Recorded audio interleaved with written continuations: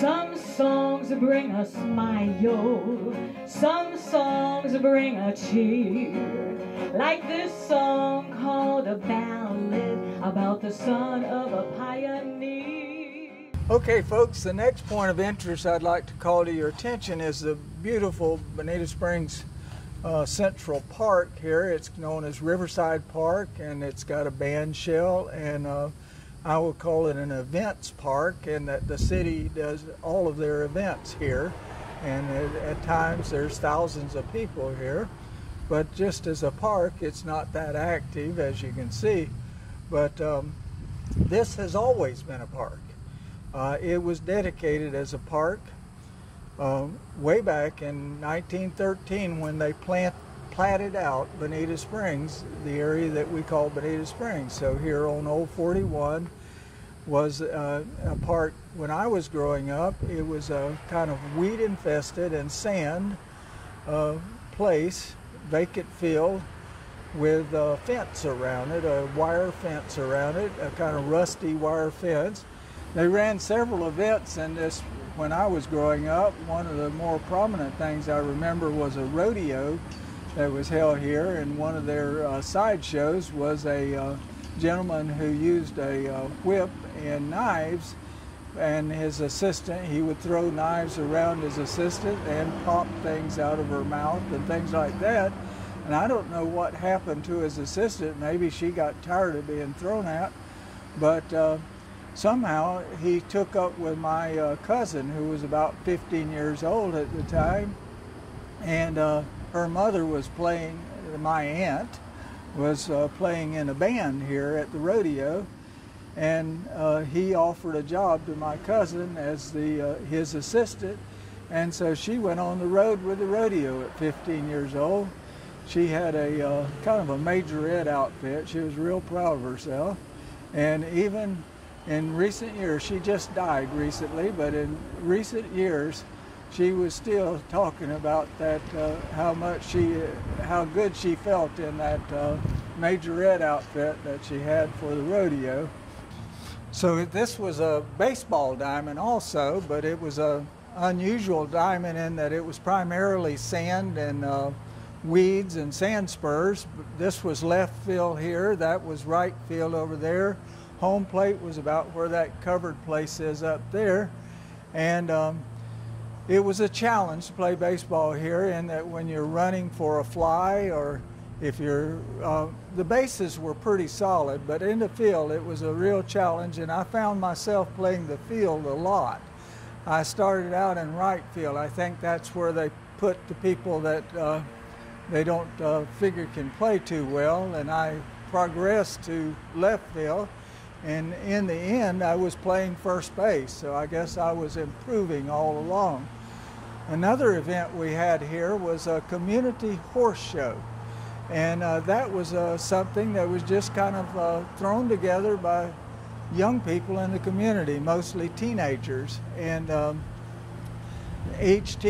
several of the teenagers had horses, so they came down here to ride their horses, and they got to doing maneuvers, and other teenagers saw them and they wanted a horse too, and they talked their parents into getting a horse, and then they decided that they wanted to have outfits, so they got silk shirts made mostly by their mothers, blousy silk shirts, and they also had flags made and scarves, and every Sunday they would come and have a makeshift horse show, and believe it or not, they drew a crowd. I guess that happens in a community where not much is going on, and so they would have cars lining the whole park out here. Like I said, there was a rusty fence around it, and they would sit on the hoods of their car or sit in their car and watch the kids do a horse show.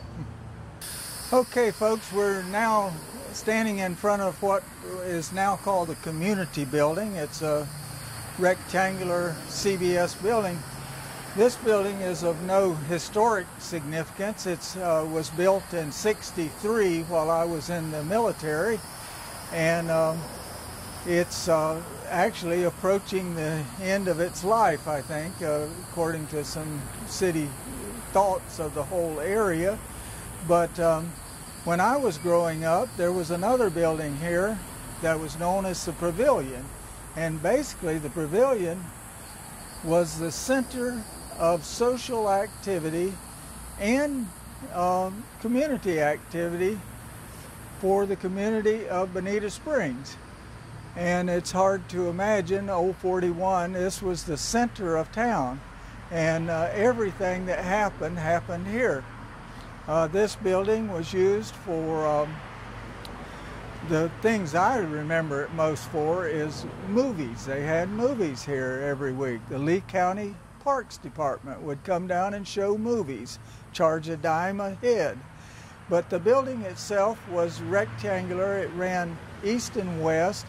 It was made out of cypress poles and cypress siding. It had a tin roof and a very nice concrete floor, and good for dancing.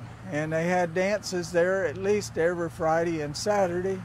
Usually Friday night when I was growing up was a team night, and Saturday was kind of the community night. So the whole family come to a dance. They often have live music. For the team dances, we used 45 RPM records, and it was called a record hop. And we did the decorating and everything for the dance. Also, there's Boy Scouts here. I remember it very well for Boy Scouts. And the Chamber of Commerce met here, and the Women's Club met here. They had the library in this building at one time, in the Pavilion, that is. And so I was rather taken aback when I got out of the Army and came home and found it replaced by this building behind me. My last night in Bonita before I went in the Army was a Friday night, and they had a teen dance at the Pavilion, and naturally I went to it. I was only 17 years old, and I still enjoyed teen dances. But the next morning I caught a bus down at Benson's store. That was something I failed to mention, that there was a bus stop there.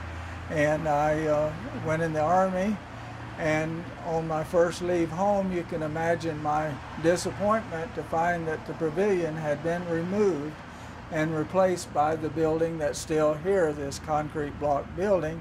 So I never really developed an affection for this building, but it has served a good use for the community.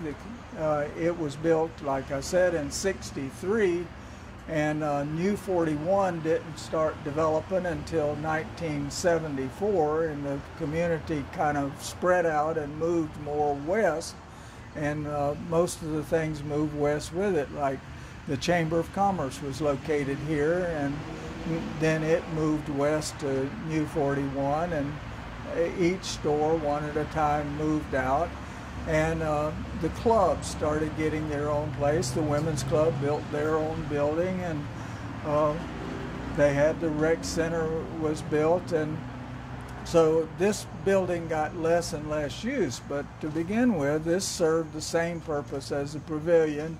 It had all of the clubs met here, and all of the activities, dances. They still had dances here. My brother went to team dances in this building, so I imagine it means more to him than me.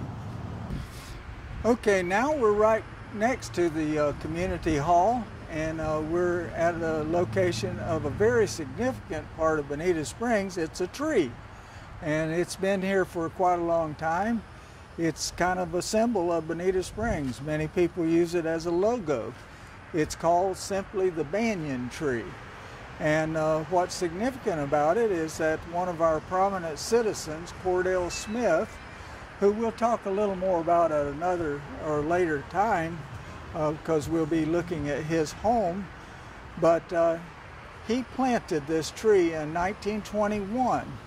He transplanted it, I should say. It was located down towards the beach road, and he and another gentleman went down with a wheelbarrow and brought it up here from the Bonita Beach Road as a little sapling and planted it probably a very considerable distance from the building, but now it has to be trimmed regularly to keep it from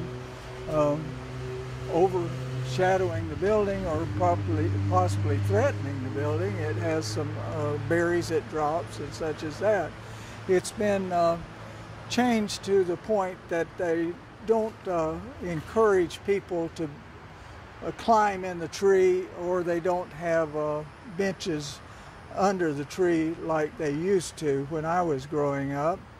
And almost every child from the time I was a little boy until more recently had their initials carved in this tree.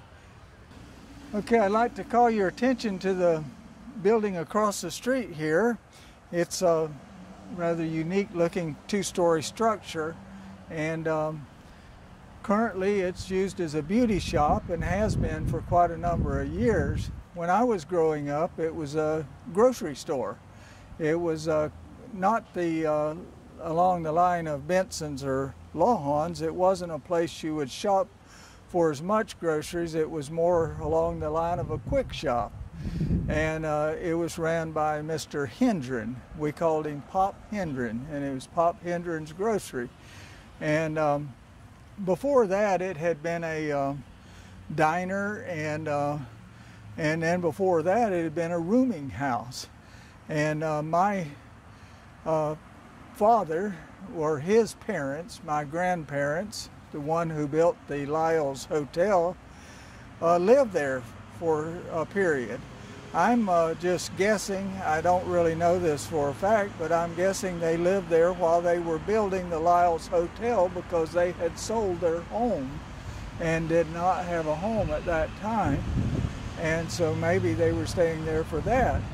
But they were there in the 26 hurricane, and they were going to ride the hurricane out in that building, but they got a little worried at a concrete block structure, so they came across the street to my grandfather's in-laws and stayed in that house through most of the storm. My mother was in that same storm, and they were living over off of Pennsylvania Avenue at the time, and actually, ironically, they came to came to ride out the storm in the same building that my father was in. Of course, my father was 9 years old and my mother was about 7 at the time. So they always joke and said that they slept together when before they were married. Of course, that was when they were small children sleeping the night out through the storm. Well, folks, that concludes our tour of the Old 41 Business District. I'm Byron Liles. See you next time. God-fearing man, a deep thinker, quiet and thoughtful, was also strong and powerful. Not just a good man, but a real man. A real man. A real